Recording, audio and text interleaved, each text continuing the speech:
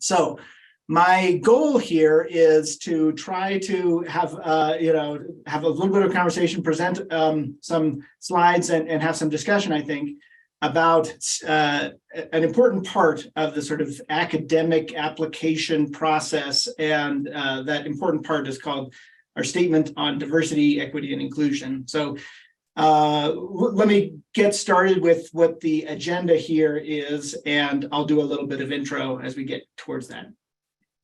So the big agenda here is to talk a little bit about what do I mean? What are we talking about when we talk about a statement on diversity, equity, and inclusion in the context of academic applications and applications to graduate schools and these kind of things?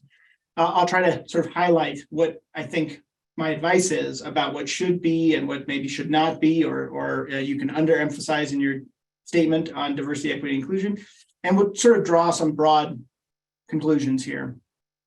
The goals of, I think, having this conversation and of this presentation in general is, first of all, to sort of try to give our students who are, especially those in the graduate program, some guidance about what the ingredients of these DEI statements are, so that as you think about applying for academic jobs, or as you think about building a portfolio for yourself in engagement with diversity, equity, and inclusion activities, this can give you some sort of guidance, I hope, about what those, how to think about them and what the ingredients might be. But then the second ingredient, the second thing that I really want to accomplish here is for us to have a little bit of a conversation. I'll sort of ask at the end for, we'll have opportunity for Q&A. We'll have some opportunity also, I think, to have a more detailed discussion there at Powerhouse as well with the faculty who are there, within and among our Department of Systems Engineering, our CSU student and staff and faculty community on what the role is, the way we think about DEI statements in hiring.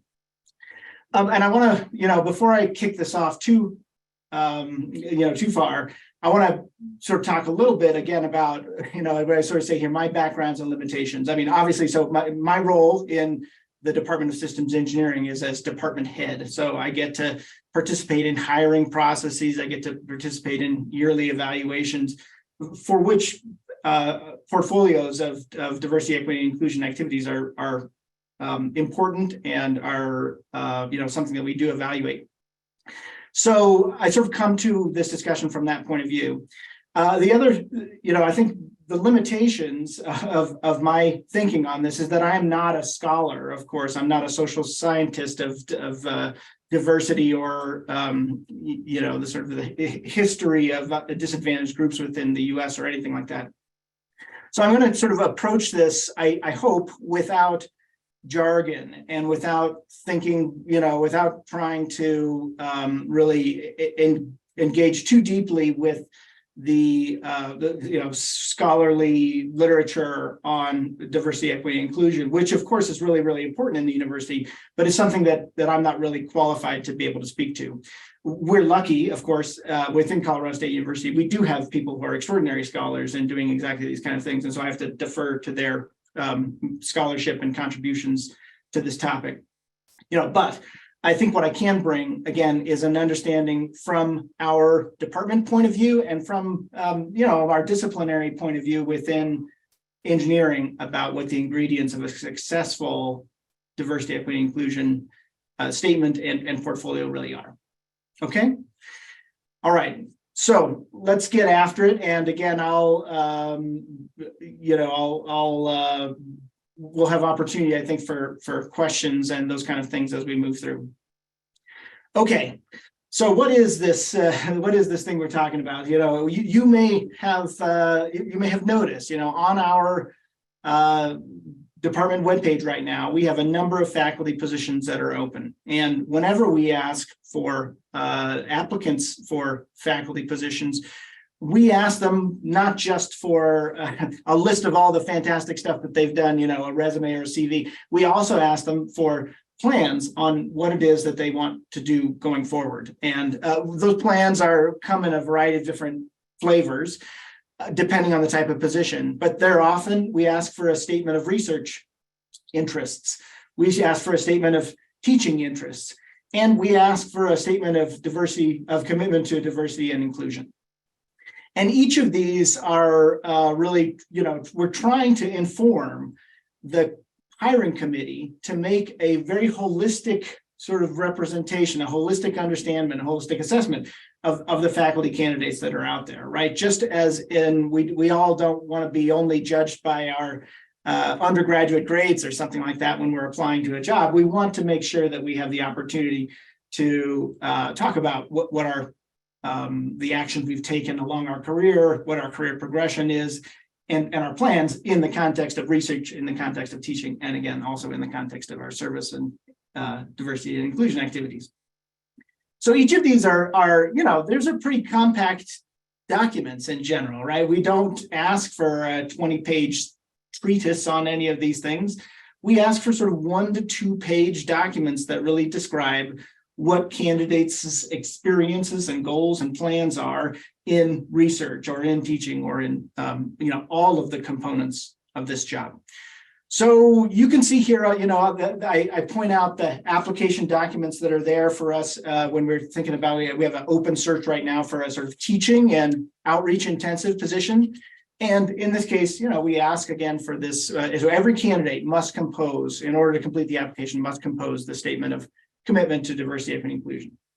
So let's then talk about, this is the background. Let's talk about what the ingredients of that are and what the purposes of it are. The first thing to realize, of course, is that although there's been increased focus, of course, on the challenges of diversity, equity, and inclusion in our society and in the university at large, Colorado State University has sort of had a broad history of commitment to educational access, and there's alignment again with our definitions and our missions in terms of diversity, equity, and inclusion. So this is something that Colorado State University has been responsive to for a long time. Now, that doesn't mean, of course, that there is that our definitions of injustice and our capacity for engaging with inclusive education hasn't changed with time. It has, of course. And at Colorado State University, we sort of talk about this mission. We talk about, our goals for educational access in the context of a couple of kind of key labels, one of which is this land grant mission, right? And the land grant mission really means, of course, that ours is a university whose objective is to educate the general public. Its objective is to educate not just the elite, but to try to serve a broad swath, a broad population in Colorado and in the United States. So it's important, again, to sort of realize that this is embedded in the conception of Colorado State University for the last 150 years. The other thing that we talk about, of course, is that ours is a public and a state university. And so that means that we have a responsibility to our public and to our state. So again, this is something that is just intrinsic to the university, but as our definition of who the university should serve and who the broader society that the university should serve has changed in time, so has our definition of the role of the university. And now I sort of point you then to the second bullet point, which is that if we refer to Colorado State University's goals and our diversity, equity, and inclusion goals, it's to be a diverse and equitable and inclusive organization where we define it in a broad way. We want to achieve diversity in social identities across all of our positions in the university. We want to prioritize equity at individual, at organizational, and at structural institutional levels. And we want to build a culture of belonging that can be experienced by all of our employees. So when we talk about building and developing a culture, an inclusive culture around diversity, equity, and inclusion, these are the things that guide us, and these are the goals that the institution sets that can guide us in that mission. So now when we think about this in the context of these diversity, equity, inclusion statements, it sort of says, okay, now the purpose then of these statements is for us to be able to holistically identify those candidates who will have the professional skills and experience and know-how to be able to engage in this part of the university mission. So in the same way that we evaluate the research statement to ensure that the faculty that we hire, the faculty that we're recruiting will be able to advance the university's missions in terms of its knowledge generation and research activities, we have the same objective when we talk about it from the point of view of diversity, equity, inclusion. So again, although this is, the topics of DEI are something that have been of increasing importance and increasing visibility across our society, I can point out actually when I applied to my first job at Colorado State University, which was more than 15 years ago now, I had to write a statement on diversity, equity, inclusion to be able to be considered for a position in mechanical engineering at that time. So again, although it sort of feels like something that is hot and fashionable or some kind of reflection of big changes in our culture, this is something that Colorado State University has been engaged with for decades and decades. Okay, so the big idea then again is that we have to be responsive to this mission that we've defined and that the university has bought into. So I think that when we talk about the DEI statement and when we sort of think about, all right, now having observed what the university is trying to accomplish and the role of the university within society, we have to understand the sort of specifics of that. And the mission, the vision that I laid out here for Colorado State University is actually very different than the vision that you might see at other universities across the state and across the US, across the globe. That, of course, different universities engage in different ways. So the first sort of requirement, of course, of being able to compose a successful DEI statement is to be able to really understand the institution that you are aiming for and that you are seeking to become a part of, right? And so I point out, you can go through this list as well. I'll send these slides out, that our mission and vision at Colorado State University is different than what you'll find at our sister colleges across the state, and the missions of a land-grant university are different than the missions of a research-intensive university are different than the missions of a private university, on and on and on. So, of course, the first thing to say is that in the United States, we're very lucky, of course, that we have an extraordinary higher education system with literally thousands and thousands of universities across the United States. This is a map of where all of the nonprofit universities are in the United States, and we have a variety of different flavors and a variety of different missions for all of those universities. Some are research intensive, some are teaching intensive, some again are social justice intensive, service intensive. And the goal here again is to learn about the institution that you want to be joining and to understand, to engage, and to reflect on what the goals of that institution are and their alignment with whatever your activities and ambitions and plans are. So, again, some of these universities are state universities, and then some of them are private religious colleges. They will all, I point this out because they all, in fact, have statements on their diversity, equity, inclusion mission, but the emphases in them vary depending on the institution itself. So, okay. Now, having sort of said, let's, if the first ingredient, the first requirement of a successful DEI statement is to understand the institution that you're trying to join and to measure, again, whether or not you believe that you can contribute to that broad mission of that institution.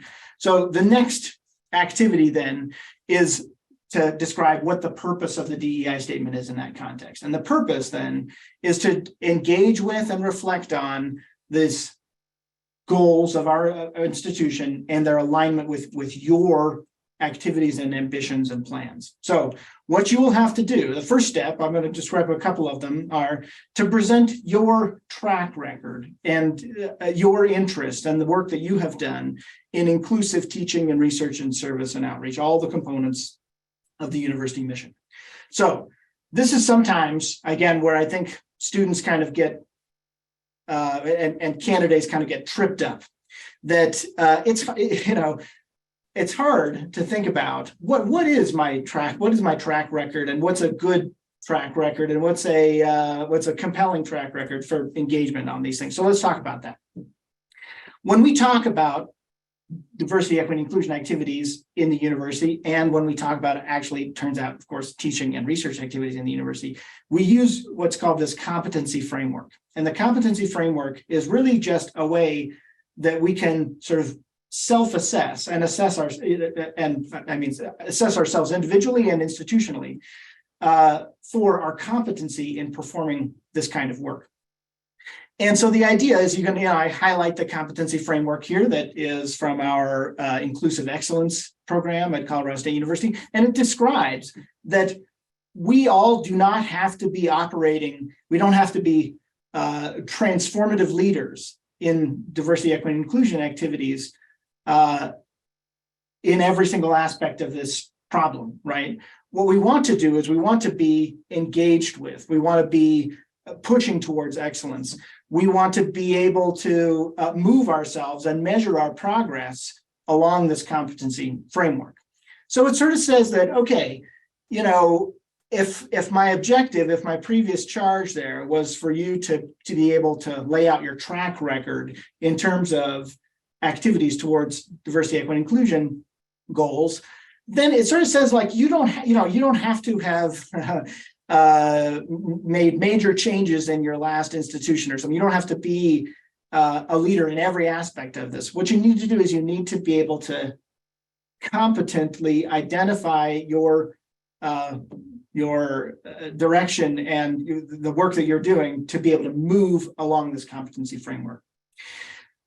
So again, this is something where I find students get sort of tripped up because oftentimes, and it's good, we want to be pushing towards diversity, equity, inclusion activities, but we also need to recognize that often these should be and are best represented as embedded within the other activities that we do in the university. So I sort of show this Venn diagram, and the idea is that all of the activities of the faculty job should be reinforcing of each other to collective benefit, right? I mean, it's easy to say that our research should be informing of our classroom teaching, right? So that when we discover new things about the way that systems engineering works, we take that to the classroom and we invest the time and effort to be able to present it to the students. The objective, of course, of working at and teaching at a Research One institution is to get research activities that come out of our findings and put them in the classroom so we can train the next generation of research leaders and those kind of things. So it's easy for us to conceptualize what those overlaps are in terms of the other aspects of our job. But we also can sort of conceptualize our diversity, equity, inclusion activities as also being reinforced by and reinforcing of our research and teaching and service and outreach activities. So again, like, the components of your diversity, equity, inclusion portfolio do not have to be, and perhaps again, I encourage you to not think about them as standalone activities that are disengaged from the other things that you do in your work or in your scholarship. Instead, they should really be fully engaged. They should be responsive to and reinforced by the other activities that you do.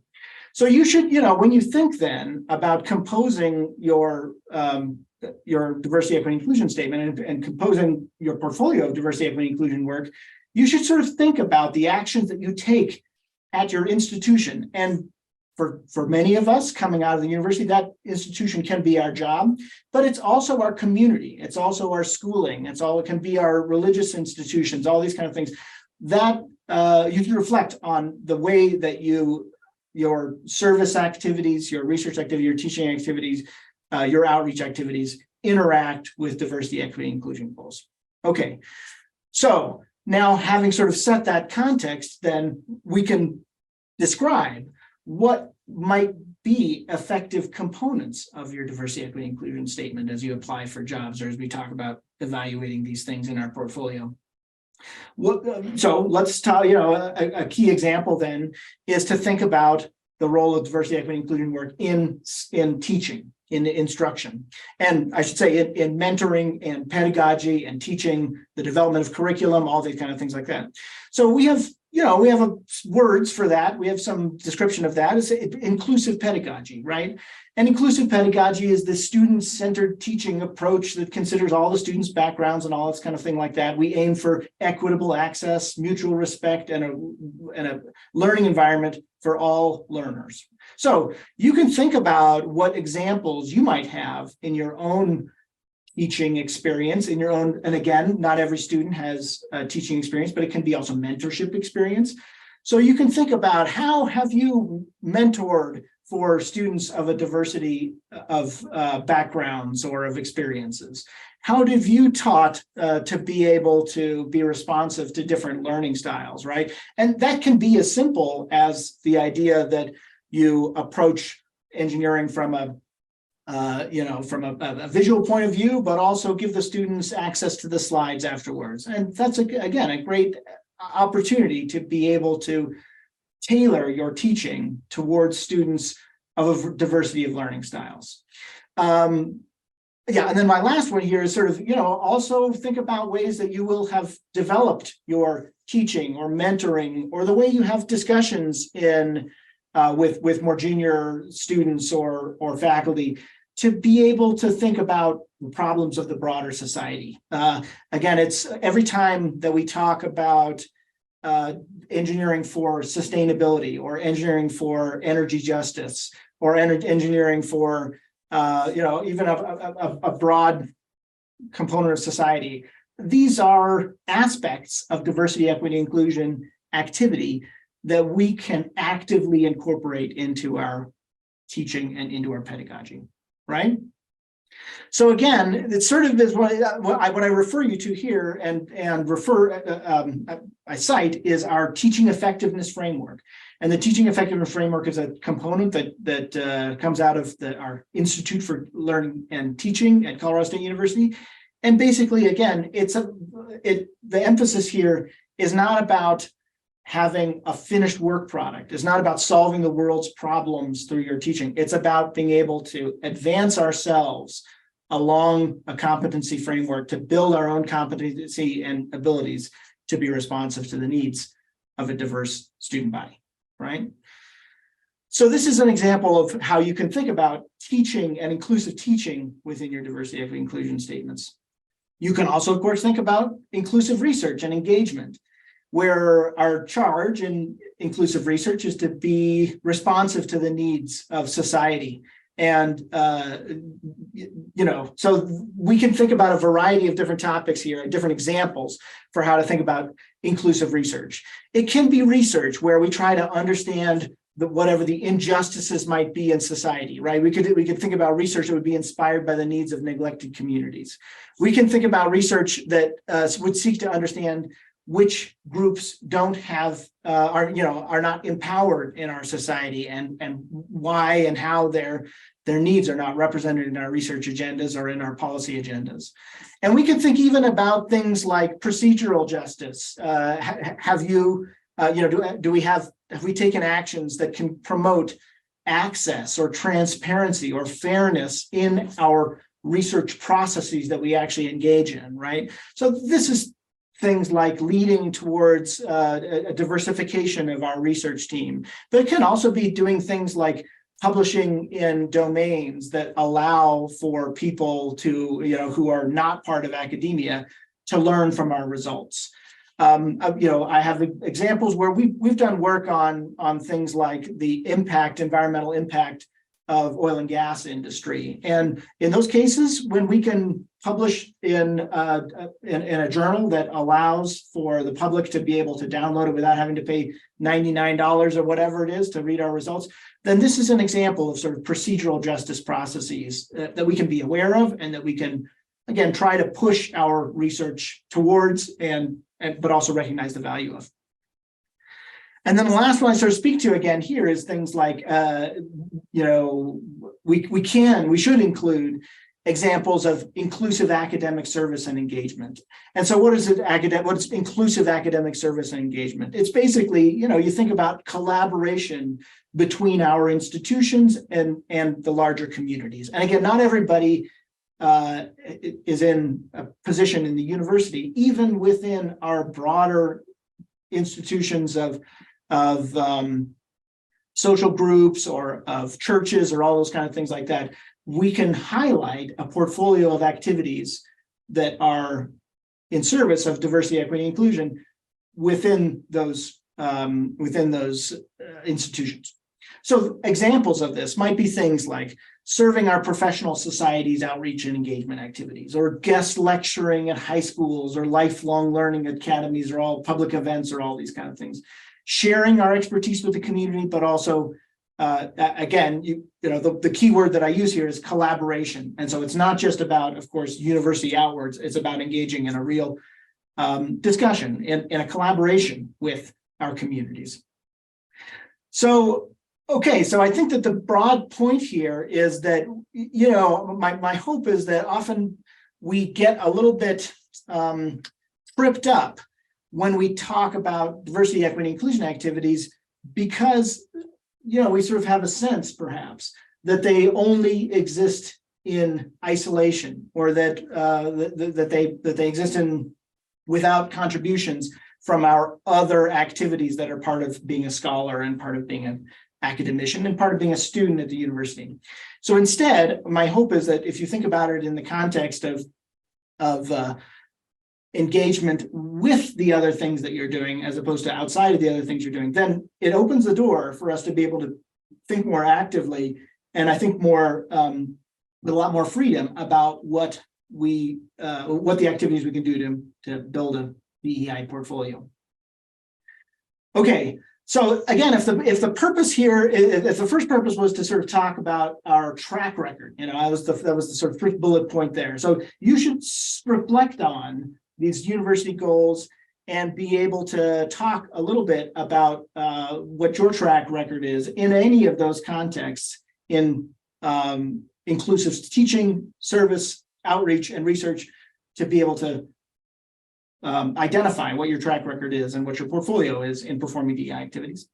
But then the second point, and I think the really important piece here, is that what we're also measuring, what we're also interested in, is your ambitions and your plans, and why, of course, when one applies to an institution such as Colorado State University, why we are why our department, our institution, our community is the perfect place to be able to do that. So what you have to do is you have to present ways then that you will be able to incorporate our DEI goals into the classroom, into your teaching, into your research, into your laboratories. So, you need to highlight, you need to develop a plan for your diversity, equity, and inclusion activities at the university, and a way to be able to evaluate that plan for its impact. So what do those things kind of look like? What could those activities look like? The idea is that obviously the university itself is a place of lots of activity around diversity, equity, and inclusion. So the first thing you have to do is understand what are the activities that are going on and how you might like to contribute. There are, this is something, again, where no matter what your background is, no matter what your resources are, there's so many different ways, of course, so many different examples of exclusion and struggle and challenges within society, within the university, that you should really have, you should not be challenged. You should be able to find a way that you can contribute to the broader university mission in a way that has meaning and import and value to you. So what we're really seeking, again, when we think about this future planning, is we're looking for ways that people can contribute to the university mission just the same way we would if we were talking about teaching and research. So some of it is, how do you want to contribute to the university? The second things are, what would you like to do that's new?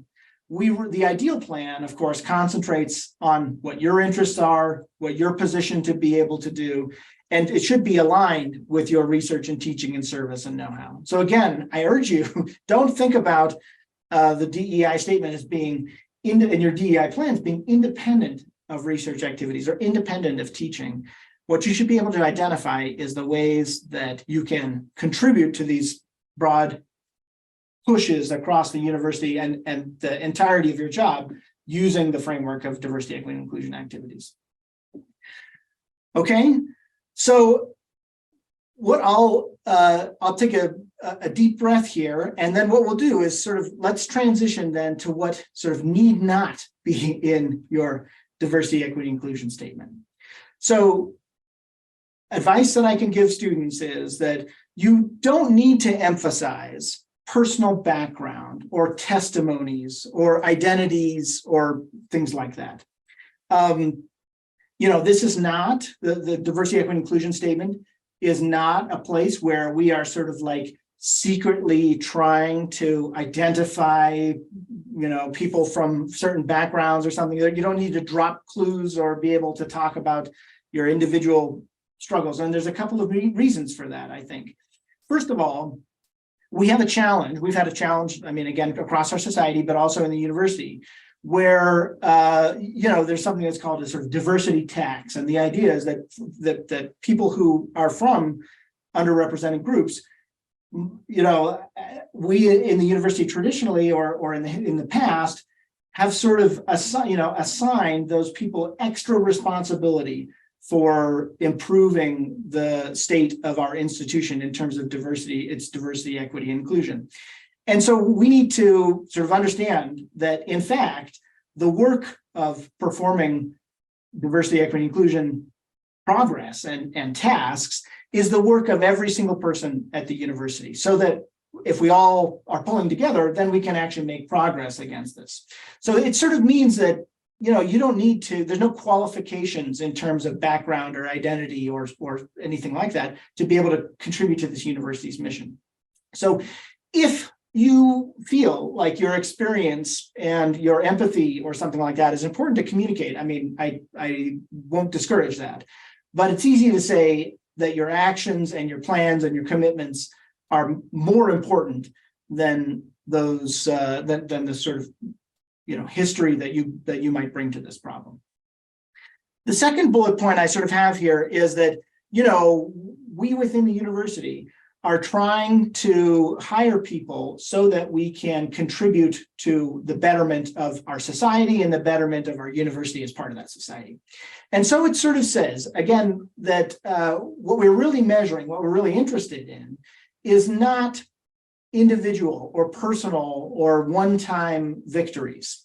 What we're interested in is people who will be able to make long-term change within our society and within our institution of the university. So the point is that you should, when you think about what your future plans are, when you think about the successes and failures and things that you have done in order to build up your track record in diversity, equity, and inclusion work, it's more important to talk about the work that you're doing within a system, within an enterprise, within an institution. So, again, I think that the point is that although there will be many opportunities to sort of talk about within a DEI statement, this one time that we were able to do something for an individual, or this one time that we were able to, make a finite change or something, that's less compelling for the purposes of an institution than it is to talk about times when you set up a system or you led a program or you were able to bring new ideas to a problem that existed.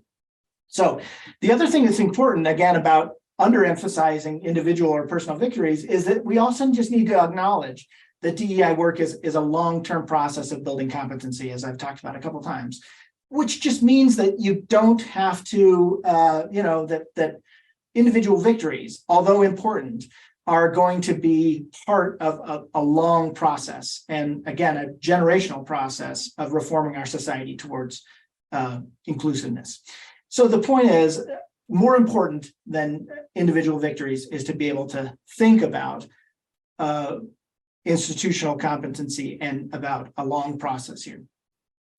The last bullet point, I think, again, is something that I think, again, ties up students and ties up people in these diversity, equity, inclusion statements, which is that we don't want to emphasize, I mean, the university, of course, is made up of a variety of people. And although sometimes that is, it's all institutions can get bad representation in the press and all those kind of things like that. We have people of all political stripes and of all backgrounds in the university. And so this is not a litmus test. This is not something where we're asking for people's loyalty to the university mission or something like that. What we want is we want people who are going to be able to engage with and contribute, not that you're sort of already a accomplished scholar in the sort of problem set that we've been describing here.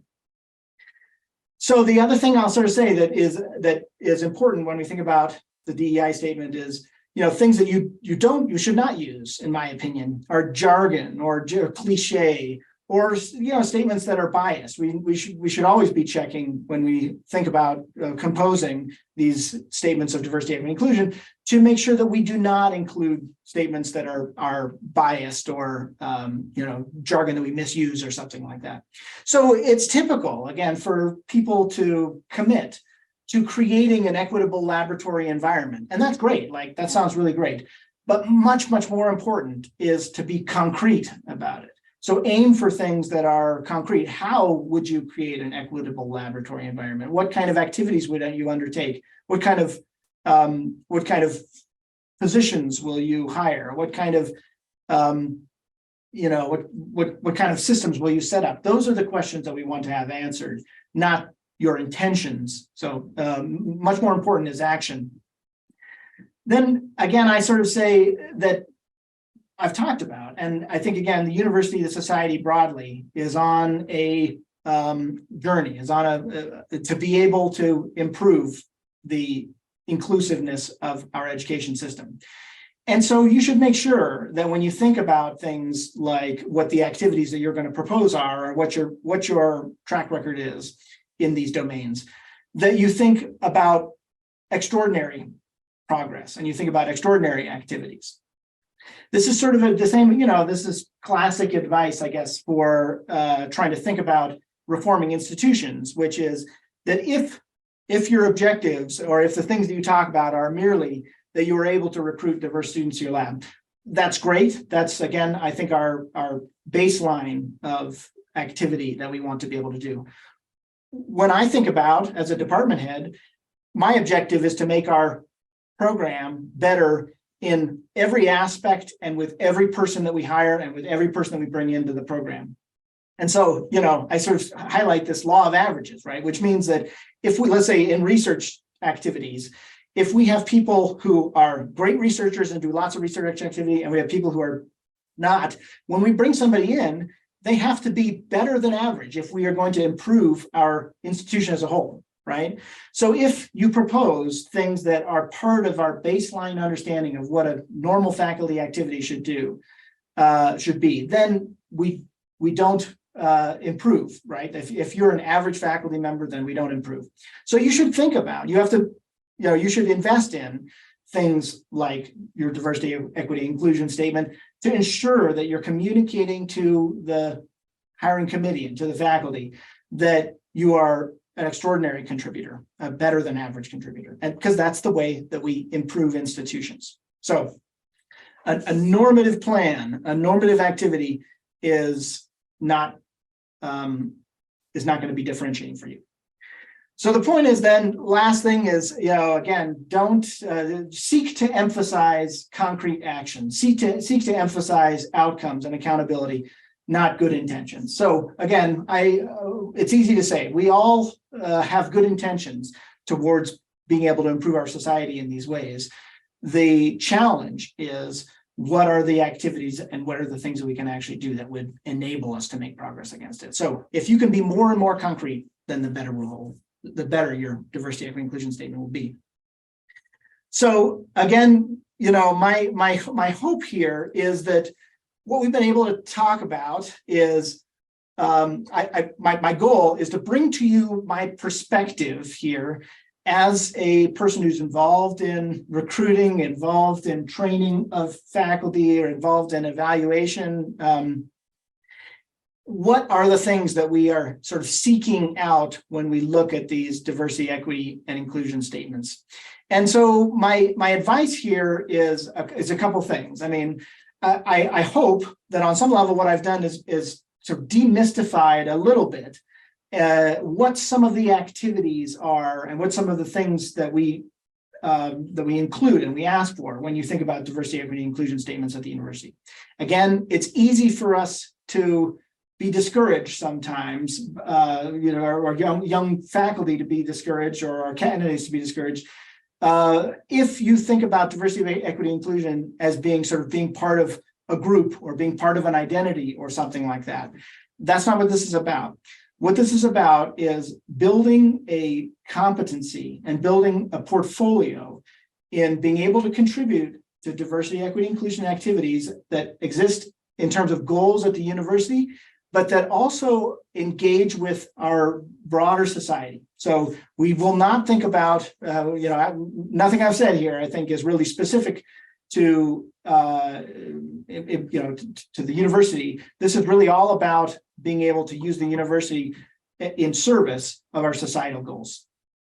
So then the other point here is just that the university's vision of diversity, equity, inclusion goals has been under, I can say this again, having been at the university for the time that I have been, is always under revision and refinement.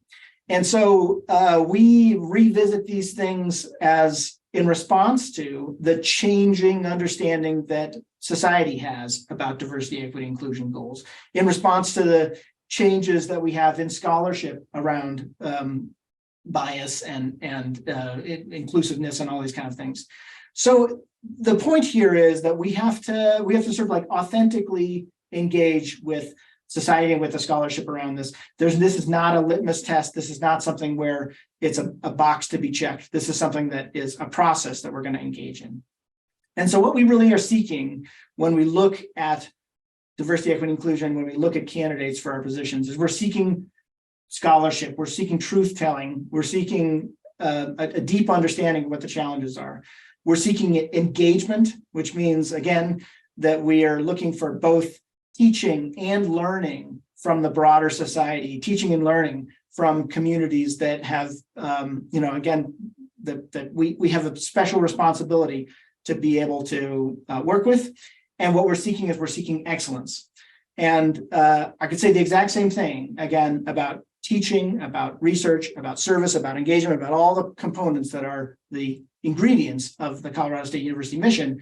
And what we seek the same activities, we seek the same characteristics of our candidates in diversity, equity, inclusion. So this is the opportunity for students, for our candidates to be able to tell us about how they are engaged with and excel in diversity, equity, inclusion competence. So, okay. Thus ends my talk. I'm grateful for everybody's attention, and what I'll propose is let's do a little bit of question and answer. I'll take it off the slide share and stuff like that, but maybe question and answer is even the wrong word. I would encourage for conversations both via online or for people who are at Powerhouse there as well. I'll let maybe it look like Kevin, you can MC. Oh, Clayton, I see your chat there. Do you want to? While Kevin's fixing his mic. Sure. I just thought it would be interesting to point out somebody from my background, very, very much older. There is an unfortunate tendency to try to speak from what was done, and I was glad that you addressed that's not the point. And then the opposite end of the scale, looking at these very nice young faces, is potential, especially in engineering, where we tend to attract introverts, to not speak enough to the fact that you have experiences that mean you have a good perspective on how to lay out what you plan to do. And so for what I take away from it, having been with my partner here for a very long time is don't get your big head into it. Talk about what you're going to do for the other guy. It's not about you. And for these students, I would say this should have opened your eyes to realize you've got a lot to bring to the table of this, because talk about your energy about how you would do this. I would be thrilled to be able to read the information that comes across your desk. It must be very interesting, very, very, very challenging. Yeah, I think, yes, I appreciate one of the things you say there, which is, that I really view, again, that not everybody comes to the university with, let's just put it in the research context or something like that, with or teaching context, a wealth of teaching experience or something, and that's okay. Like we're comfortable with that, and what we seek instead is, again, like authentic engagement and real acknowledgement of what the challenges are of teaching and doing all this kind of thing. And so what we ask for is for people to then be able to contribute to our teaching mission. And the same thing is what Clayton, you're describing too, which is that you will have some background that, again, it's not about which county you grew up in or something like that. It's not about those kind of things, but you have some background that you can bring that will bring value to our goals for diversity, equity, and inclusion. And the ideal place, I mean, we all understand this, that the ideal place for us to be able to make a really mission-driven contribution to our institutions is right where our sweet spot is, right? Right where we understand what our goals are and see that they can align with the university. So that's the point, is if we talk transparently about what the university's institutional missions are, and when we talk transparently about what your institutional, or I shouldn't say institutional, but your personal goals are, then that's where we get a sweet spot that we can really work together on. I encourage, I know we have many students from from CSU that are interested in academic jobs as we sort of as you get towards graduation and start thinking about what's next.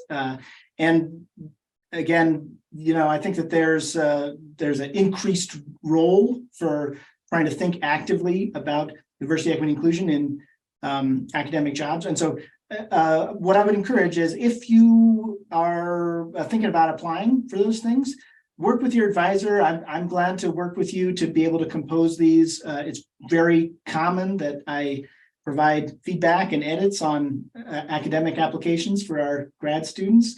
And so just consider me a resource as you think about developing this part of your academic program. So. Well, any other comments there? Well, I'll propose then, let us adjourn, and we'll call it a successful Friday talk. I hope everybody had a good time over there. Got a little bit of snacks and you could, community and all that kind of good stuff over there. And then grateful also to the people who are online and able to join our discussion from a distance. So, okay, cheers. Have a great Friday afternoon and a great weekend. And I'm sure we will talk soon all. Bye.